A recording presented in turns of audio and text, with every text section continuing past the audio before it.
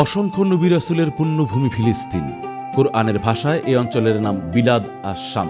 বর্তমানে Syria, Lebanon, Jordan ও পূর্ণ ফিলিস্তিনি ভূখণ্ড প্রাচীন মুলকে শামের অন্তর্ভুক্ত। আল্লাহ তাআলা এ পুণ্যভূমিতে অসংখ্য নবী রাসূল প্রেরণ করেছেন। সেখানে রয়েছে পৃথিবীর তৃতীয় পবিত্রতম মসজিদ আল আকসা। সেজন্য ফিলিস্তিন মুসলমানদের কাছে সবসময় মর্যাদার, গুরুত্বের ও ভালোবাসার। এই ভূমির সঙ্গে জড়িয়ে আছে ইসলাম ইতিহাসের গুরুত্বপূর্ণ ঘটনা। বিস্তারিত জানার আগে আমাদের পেজে লাইক দিন, চ্যানেলে সাবস্ক্রাইব করুন এবং শেয়ার করে ছড়িয়ে দিন। কোরআনে ফিলিস্তিনি ভূমির কথা। মুসলমানদের প্রথম কিবলা মসজিদুল আকসা। পবিত্র কোরআনে মসজিদুল আকসা ও ফিলিস্তিনের কথা বিভিন্নভাবে বর্ণিত হয়েছে। মসজিদুল আকসা ও তার আশেপাশে অঞ্চলকে বরকতময় ভূমি হিসেবে উল্লেখ করা হয়েছে মহাগ্রন্থ আল কোরআনে। আল্লাহ তাআলা সূরা বনী ইসরাঈলের প্রথম আয়াতে বলেন, পরম পবিত্র ও মহিমাময় তিনি, যিনি নিজ বান্দাকে রাতে ভ্রমণ করিয়েছেন মসজিদে হারাম থেকে মসজিদে আকসা পর্যন্ত, যার পরিবেশ আমি করেছিলাম বরকতময়, তাকে আমার নিদর্শন দেখানোর জন্য। তিনিই সর্বশ্রোতা, সর্বদ্রষ্টা। ইসলামের নবী হযরত ইব্রাহিম আলাইহিস সালাম জেরুজালেমে একটি মসজিদ প্রতিষ্ঠা করেছিলেন। কাবা নির্মাণের 40 বছর পূর্বে তিনি এটিকে আরও সম্প্রসারণ করেন, যা পরবর্তীকালে বাইতুল মুকাদ্দাস নামে পরিচিত হয়। এরপর খ্রিস্টপূর্ব 1004 আল্লাহর নবী হযরত সুলাইমান আলাইহিস সালাম জিনদের মাধ্যমে এটিকে আরও সম্প্রসারণ করেন। ঐতিহাসিকদের মতে তিনি ফিলিস্তিন এলাকার শাসক ছিলেন। মহান আল্লাহ পবিত্র কুরআনের সূরা সাবায় 12 নম্বর আয়াতে বলেন, আর আমি সুলাইমানের অধীন করেছিলাম বায়ুকে, যা সকালে 1 মাসের পথ এবং বিকালে 1 মাসের পথ অতিক্রম করত। আমি তার জন্য গলিত তামার এক ঝর্ণা প্রবাহিত করেছিলাম। কতক জিন তার সামনে কাজ করত তার পালনকর্তার আদেশে। তাদের যে কেউ আমার আদেশ অমান্য করবে, আমি জ্বলন্ত অগ্নির শাস্তি আস্বাদন করাবো। আল্লাহর নবী হযরত সুলাইমান আলাইহিস সালামকে আল্লাহ পৃথিবীতে বিশেষ রাজত্ব দান করেছিলেন। তার হাতে প্রতিষ্ঠিত হয়েছিল ফিলিস্তিন নামক কল্যাণ রাষ্ট্রের।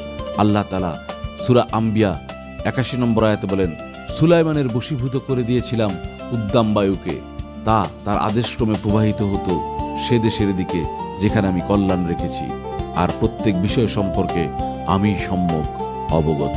সূরা মাইদার 21 নম্বর আয়াতে আল্লাহ তাআলা বলেন, হে আমার সম্প্রদায়, আল্লাহ তোমাদের জন্য যে পবিত্র ভূমি নির্দিষ্ট করেছেন তাতে তোমরা প্রবেশ করো এবং পিছপা হয়েও না, হলে তোমরা ক্ষতিগ্রস্ত হবে। আল্লাহ ফিলিস্তিন ও তার কাছাকাছি অঞ্চলে অসংখ্য নবী ও রাসূল পাঠিয়েছেন। একাধিক নবী এই পবিত্র ভূমিতে আশ্রয় লাভ করেছিলেন। পবিত্র কুরআনের সূরা আম্বিয়ার 71 নম্বর আয়াতে আল্লাহ তাআলা বলেন, আমি তাকে ও লুতকে উদ্ধার করে নিয়ে গেলাম সে দেশে যেখানে আমি কল্যাণ রেখেছি বিশ্ববাসীর জন্য। বেশিরভাগ মুফাসসিরের মতে আয়াতে ফিলিস্তিন ভূমির কথা বলা হয়েছে, অন্যদের মতে শাম বা সিরিয়ার কথা বলা হয়েছে। যুগ যুগ ধরে ফিলিস্তিন অসহায় ও নিরাশ্রয় মানুষের আশ্রয় ভূমি হিসেবে ব্যবহৃত হয়ে আসছে। বর্তমানে ইউরোপ, আমেরিকা থেকে বিতাড়িত অনেক মানুষের আশ্রয়স্থল ফিলিস্তিন। ইসরায়েলের যেসব অধিবাসী আদি ফিলিস্তিনিদের অবৈধভাবে উচ্ছেদ করেছে, তারাও বিভিন্ন দেশ থেকে এসে আশ্রয় নিয়েছিল ফিলিস্তিনের পুণ্যভূমিতে। পবিত্র কুরআনের সূরা আরাফের 137 নম্বর আয়াতে আল্লাহ তাআলা বলেন, যে সম্প্রদায়কে দুর্বল গণ্য করা হতো তাদের আমি আমার কল্যাণপ্রাপ্ত রাজ্যের পূর্ব ও পশ্চিমের উত্তরাধিকারী করি।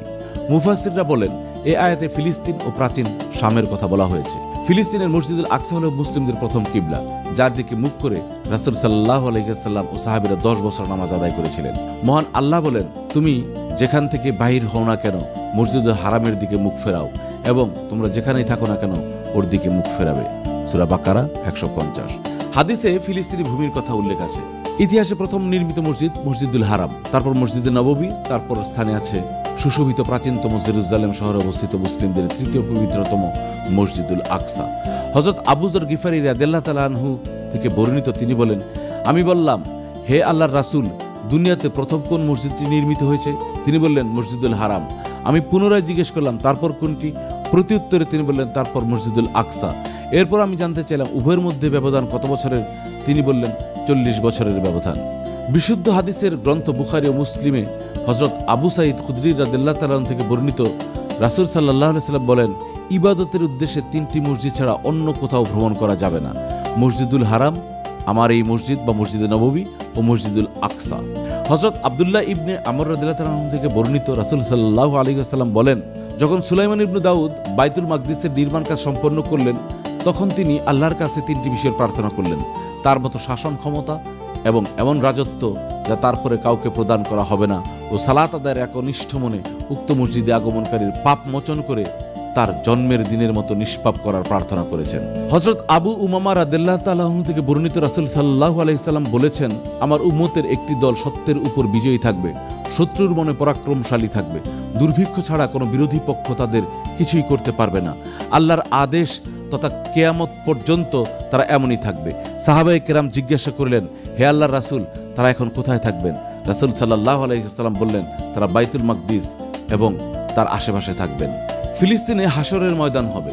হযরত মাইমুনা রাদিয়াল্লাহু তাআলা আনহা থেকে বর্ণিত, তিনি বলেন, আমি রাসূল সাল্লাল্লাহু আলাইহি ওয়াসাল্লামকে বললাম, হে আল্লাহর রাসূল, আমাদের বাইতুল মাকদিস সম্পর্কে কিছু বলুন। রাসূল সাল্লাল্লাহু আলাইহি ওয়াসাল্লাম বললেন, বাইতুল মাকদিস হলো হাসরের ময়দান, পুনরুত্থানের জায়গা। তোমরা তাতে গিয়ে সালাত আদায় করো, কেননা তাতে এক ওয়াক্ত সালাত আদায় করা অন্যান্য মসজিদ থেকে 1000 সালাত আদায়ের সওয়াব পাওয়া যায়।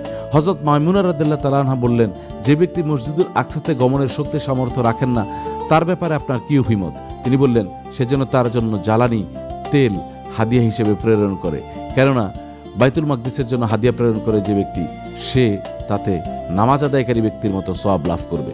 হাদিসে ইসরায়েলের সঙ্গে যুদ্ধের কথা। হযরত আবু হুরায়রা রাদিয়াল্লাহু তাআলা থেকে বর্ণিত, রাসূল সাল্লাল্লাহু আলাইহি ওয়াসাল্লাম বলেছেন, কিয়ামত সংঘটিত হবে না যতক্ষণ পর্যন্ত মুসলমানরা ইহুদি সম্প্রদায়ের সাথে লড়াই না করবে। মুসলমানরা তাদেরকে হত্যা করবে, ফলে তারা পাথর বা বৃক্ষের আড়ালে আত্মগোপন করবে। তখন পাথর বা গাছ বলবে, হে মুসলিম, হে আল্লাহর বান্দা, এই তো ইহুদি আমার পশ্চাতে, এসো তাকে হত্যা করো। কিন্তু গারকাদ গাছ এ কথা বলবে না, কারণ এ হচ্ছে ইহুদিদের গাছ। বিশ্বের একমাত্র ইহুদি রাষ্ট্র ইসরায়েল। বর্তমানে তারা ফিলিস্তিনের মুসলিমদের সঙ্গে যুদ্ধরত। আন্তর্জাতিক বিভিন্ন গণমাধ্যম এবং বিশ্ব রাজনীতির ইতিহাস ঘাটলে দেখা যায় 1920 থেকে 1940 সালের মধ্যে ইউরোপ থেকে দলে দলে ইহুদিরা ফিলিস্তিনে যেতে শুরু করে। ইউরোপে ইহুদি নিপীড়ন এবং দ্বিতীয় বিশ্বযুদ্ধের ভয়ঙ্কর ইহুদি নিধন যজ্ঞের পর থেকে পালিয়ে তারা নতুন এক মাতৃভূমির স্বপ্ন দেখছিল, আর সেই স্বপ্ন ফিলিস্তিনের ভূখণ্ড দখলের মধ্য দিয়ে বাস্তবে রূপ দেয় তারা। এতেই ক্ষান্ত হয়নি ইসরায়েল। নিজেদের আগ্রাসন টিকিয়ে রাখতে দীর্ঘ 75 বছর ধরে নিরীহ ফিলিস্তিনিদের উপর চালিয়েছে নির্যাতন। ইহুদি রাষ্ট্র গড়তে একের পর এক প্রাণ কেড়ে নিচ্ছে নিরীহ ফিলিস্তিনিদের। তবে রাসূল সাল্লাল্লাহু আলাইহি ওয়াসাল্লামের ভবিষ্যৎবাণী হচ্ছে, কিয়ামতের আগে অবশ্যই এই ইহুদি জাতি মুসলিমদের হাতে পরাজিত হবে। মহান আল্লাহ তাআলা সারা বিশ্বের মুসলিমদের হেফাজত করুন, আমিন।